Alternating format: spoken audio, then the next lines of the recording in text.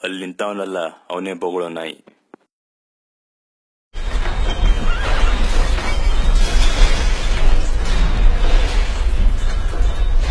ಕೊಂಗ, ಕನ್ನಡಿಗರಿಗೆ ಏನಾದ್ರೂ ಅಂದಿದೆಯೇನೋ ನೀನು? ಬಾಯಿತ್ತೆ ನಿನಗೆ.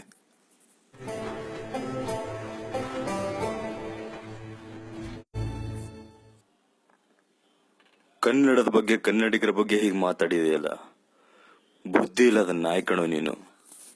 ಅದು ನನ್ಗೆ ಗೊತ್ತು. ಅದನ್ನೆಲ್ಲ ನೀವು ಮನಸ್ಸಲ್ಲಿಟ್ಕೊಂಡು ಬಾಹುಬಲಿ ಪಿಕ್ಚರ್ ಬ್ಯಾನ್ ಮಾಡಬೇಡಿ. ಏನು, ನೀನಿಷ್ಟೆಲ್ಲ ಅಂದಮೇಲೂ ರಿಲೀಸ್ ಮಾಡ್ಬೇಕಾ?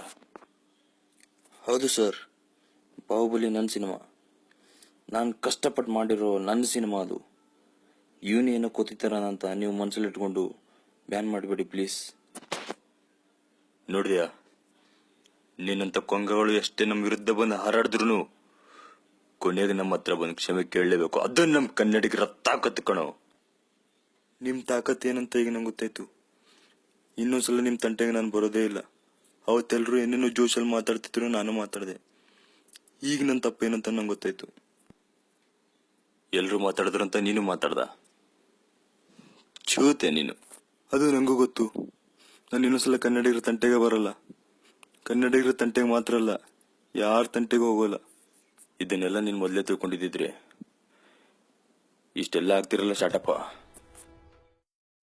ಕ್ಷಮೆ ಕೇಳಿದಾಗ ಕ್ಷಮಿಸೋದು ಕನ್ನಡಿಗರ ದೊಡ್ಡ ಗುಣ. ಅದನ್ನ ಮಿಸ್ಯೂಸ್ ಮಾಡ್ಕೋಬೇಡಿ.